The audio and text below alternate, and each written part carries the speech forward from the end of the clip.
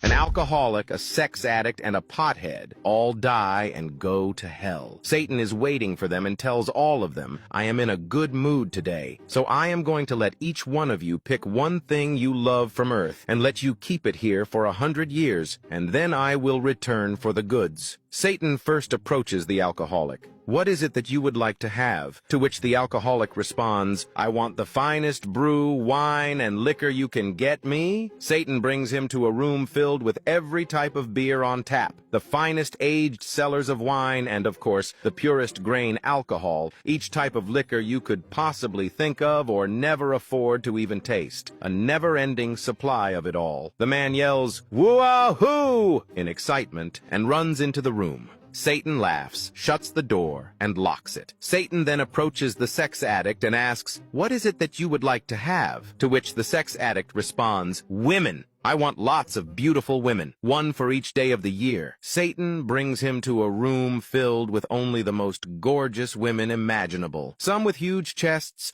some with small, some with big behinds, and some with small, some tall with never-ending legs, and some short. All of the women are hot, naked, and very horny. The sex addict immediately gets into action and runs into the room. Satan laughs, shuts the door, and locks it. Satan finally approaches the pothead and asks, what is it that you would like to have? To which the pothead responds, well, that's easy. I want the best weed you got. Satan brings him to a room which is filled with the tallest, thickest, stinkiest, most dank plants growing on for acres. The sweet smell from the purest plants fills this enormous room. There were crystals growing on some buds, which grew 15 feet high, just begging to be harvested. The quality of the bud would put the Cannabis Cup winners to shame in all categories. It was beyond belief. The pothead was so awed and humbled by the sight of these beautiful plants that he slowly walked into the room. He sat down Indian style, like with his legs crossed, took slow, deep breaths, closed his eyes, and proceeded to meditate on this miraculous sight. Satan looks at him curiously, shuts the door, and locks it. 100 years pass. Satan returns to the first room, remembering the alcoholic, unlocks and opens the door. There is broken wine and liquor glass bottles shattered everywhere. The room smells like rotting animal flesh and piss. The alcoholic comes running at the door, naked, covered in his own vomit and shit, screaming, help! I don't want any more! Let me out of here! Satan laughs, shuts the door, and locks it. Satan then returns to the second room, remembering the sex addict, unlocks and opens the door. There are thousands of kids running around the room,